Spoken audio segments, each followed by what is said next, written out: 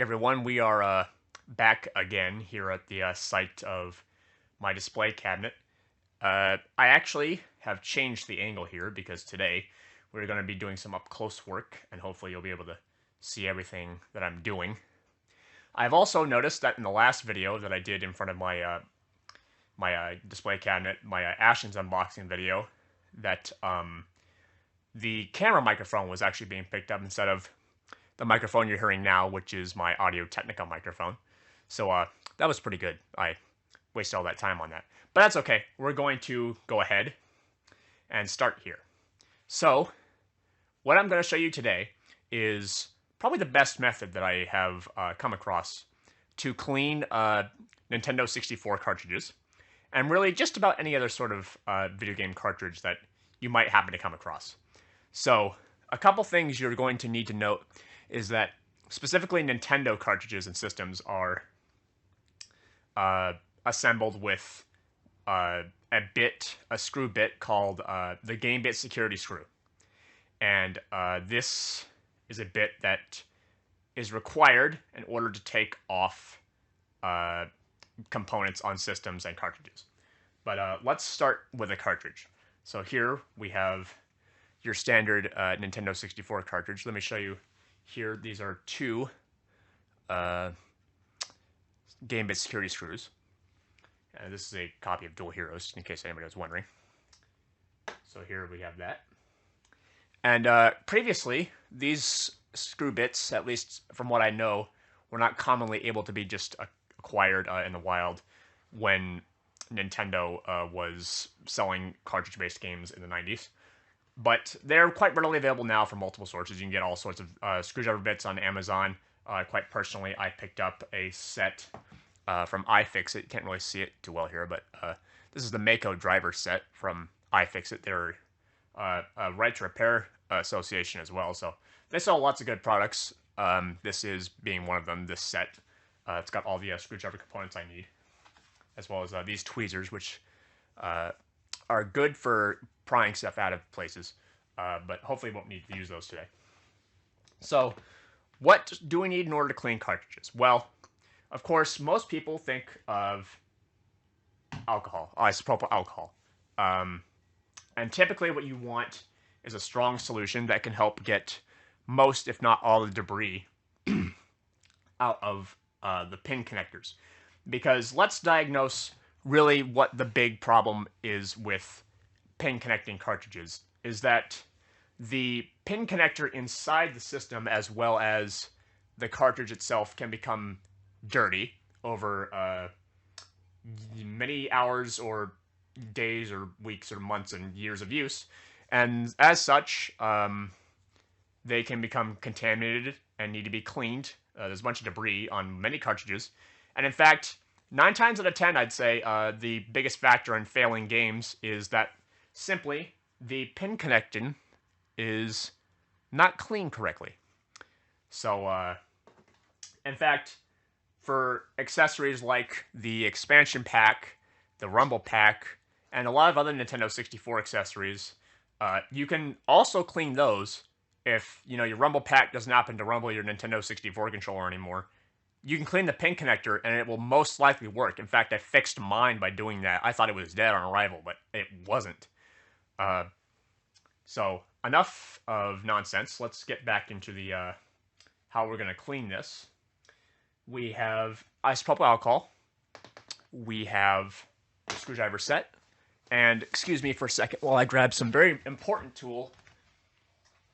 You're, of course, going to need a supply of cotton swabs. Cotton swabs are very useful for a variety of cleaning applications, but mostly in tight spaces where cartridges are. And of course, you can't really clean games effectively where their case is on, which is why you need to take them off. Now, the secret to this, as I've discovered through a very good, reliable source game store local to me, is this right here. Any sort of brass or metal polishing solution, mostly Brasso, if you can find it, will work wonders when trying to restore cartridge-based games. It works on, you know, just about anything you can find. In fact, I might demo NES and SNES and potentially a Game Boy cartridges as well. But let's focus on the Nintendo 64 here, since that's the most prevalent that I'm going to talk about. So here we go. Let's start by examining the cartridge here. There are, of course, two game-bit security screws that need to come out. So let's get our driver and get to work. Here we have my set. This is the screwdriver, the handle. And this is the specific bit you will need in order to take apart cartridges. There is a larger variant bit for screws on consoles like the SNES and such, but we will not need that in this instance. So simply just attach it, or if you find a standalone driver, you can also use that. And we're just going to unscrew that like any other screw. There's no special need, no, you know, operating procedure. You just unscrew it. That's it. So let's take these out here. And then in most, actually I think all cartridge-based games, there is a heat shield that prevents the operation of the cartridge being interfered by the heat that is generated by the system. But first, let's take off this so we can get to it. There are two, sorry about the off screen there. There's two clips here that you need to be sure to lift out, up, and away from, so that you don't take those off, because I actually have done that a couple times. But yes, here is our heat shield. This comes in most Nintendo 64 cartridges, I think probably all of them. And to take this off, we just need a small standard Phillips driver on either side. So let's go ahead and do that. This is the driver we'll need. And we're just going to unscrew that. Take that screw off. And also take this screw. Oh, you can't really see what I'm doing here. Let's do that again. Except this time you can. No, you can't really. Let's get over here. My hand is kind of blocking it, but you know, hopefully the point can be made that I'm actually doing something. Now, of course, I have encountered screws inside of these cartridges that do strip, and in that case, it does make cleaning somewhat difficult. But you can clean with this on. You're already mostly into the cartridge, but for best and most complete cleaning, you're going to want to get down to this point and take the entire board out. So here we have the heat shield, and we're just going to lift up, and it should come right off. So we can just set that aside for a minute. And here we see the game. This is where all the magic is. And that's how we know it's authentic, because it's not, doesn't have any sort of newer circuit boards or chips soldered onto the board itself. Inside every Nintendo 64 game, there is a black piece of plastic here that secures the connection between the console and the cartridge pins. So we're going to just lift out, replace it, and it does go back in a specific way, but don't worry about it. Put this back in here. So here's our game. We have dual heroes just right here. And now we're going to start the cleaning process. Normally you'd want something to do this on, but I'm not too worried about this. I'll clean up my floor in a minute. Put this to a side. So, what do we do from here? Well, we take our Brasso or metal polishing solution, brass polishing solution. Get our cotton swab here. Just your standard cotton swab. And we take just a slight bit of Brasso. About that much, and probably actually less than that if you can. And what else you do? You just simply rub that onto the contact points. I think I might have already cleaned this cartridge, so this is kind of a bad example, but you will be able to see once you start cleaning your cartridge that debris, grime, and stuff will just start coming off. And in fact, you know, there's still some coming off there, so let me show you that. Just look at all of that. I don't know if you can really see that plainly, but there's some gray and black spots on there. This cartridge is, well, actually this is the same cartridge, but A lot of the cartridges I've had since I was young have tons of debris and grime on them that need to be cleaned. So it is good to clean off your cartridges every once in a while. And of course, once you're done with that side, the first side, you can put that down and go back in on the other side. Actually, yes, I did clean this because there is some leftover residue you can see right there. But that's okay. We're going to go through this again. I might put in some footage here of some actually dirty, really dirty cartridges. Well, this is kind of working out all right. So we have oh yeah, look at all that. This is definitely not the worst I've seen. I've seen much worse condition cartridges. I've cleaned several. I've cleaned, I think, almost my whole collection at this point. But it's, yeah. And by the way, this residue up here from the remainder of the Brasso you're cleaning solution is not going to affect the cartridge. You will want to clean it off, but if it happens to have some remainder, it's okay. Let's put that down for a minute. Put this off to the side for later. And then we're going to take our isopropyl alcohol, some of that. And if you can get 99% alcohol, it'd probably be best.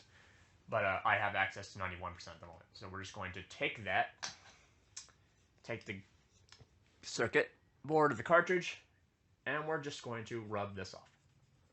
And then this will also clean off any remainder of the residue, but also get rid of some grime and debris that was probably there that you didn't get from the first pass of Brasso or polishing solution.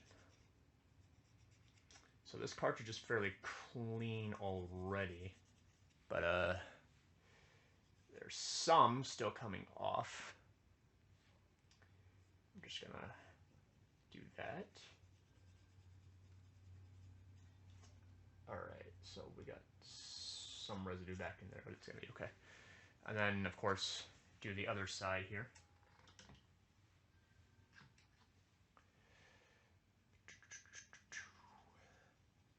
And once you're done with this, again, I'd say 9 times out of 10, this should solve your issue with connections, at least cartridge side. You also have to clean out your pin connector on the system itself, which I might show how to do in a different video, but this is just the cartridge side today. I'm not sure how many people know this, but disassembling a Nintendo 64 isn't too complicated, as there are no moving parts and such, and the pin connector is actually removable off the system, and it can be put right back on as soon as you detach it. And blowing it out with some compressed air and cleaning it will greatly help longevity of your system. So here we go. We have our mostly cleaned off board. Both sides have been cleaned. Now we're just going to put it back in the way we found it. So here we have the cartridge shell. This black piece, you can put it on like this. But I typically just slide it back in the way it came. Stop fumbling around here, it'd be nice. Wish I had different camera viewpoints, but I don't really have access to a different camera. So we're just going to put it, and put it back right in like, when you do a jump cut, maybe. Oh yeah, there's also some residue back in that piece of plastic, but again, it's okay. Of course, this is just my personal collection, but if I were selling that, I would want to clean that up. There we go. And then we just reassemble it as we found it. So there are some clamps, lightly clamps on the heat shield, but you just put it back on. It should just fit right on. And then we are good to put the screws back in like this. Sorry, my hands are kind of shaky because they just are. Let's get the other screw here.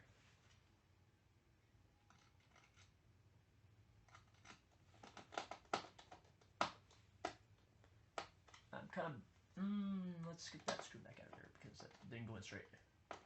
Come on, you know you want it. There we go. Got this. Alright. And we switch back to the driver, but before we do that, we have to put back the back of the cartridge on. And again, remember the to, it's here. Just put that on like that. And then once we screw these GameBit security screws in, we should be good to go. I guess for ease of access, you might be able to put in some standard Phillips head screws or whatever screws you have lying around. But it's good to keep originals when you can, I'd say. And I will do a short demo of this game running after I have just disassembled and cleaned it. I have another copy of a game that I cleaned that was not working at all previously and then did work. And it worked just fine. So there we go. We have our completely disassembled, cleaned, and reassembled copy of Dual Heroes. And I will now demonstrate, after a short period of cleanup, that the system and the cartridge will work just fine after some cleaning.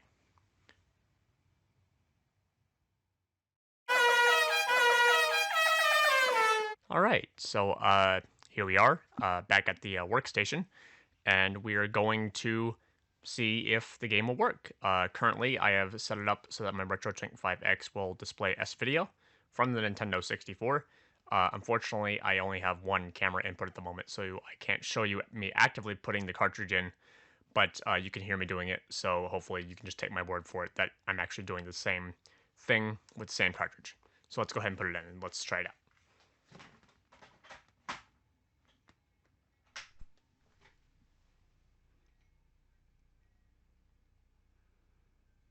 And there we go. We have the logos, and everything seems fine.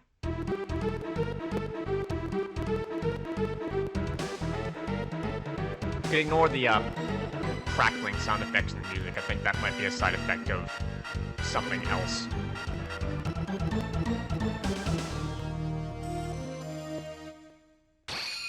Let's go ahead and test the functions. So here we go. We can use the stick to control things. We can go to the options. There's no controller pack. That's correct. We can set the sound. Set the round amount. We can set the level. The CPU to normal, hard, or expert. I can change the controller mapping. And we can go back. And let's do a quick versus.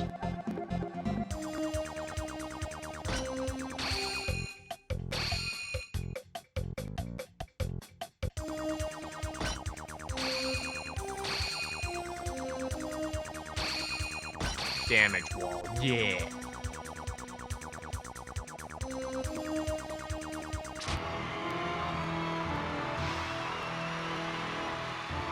There's Guy, both of them. You know, canonically, because it doesn't make any sense. What am I talking about? This game barely has any canon.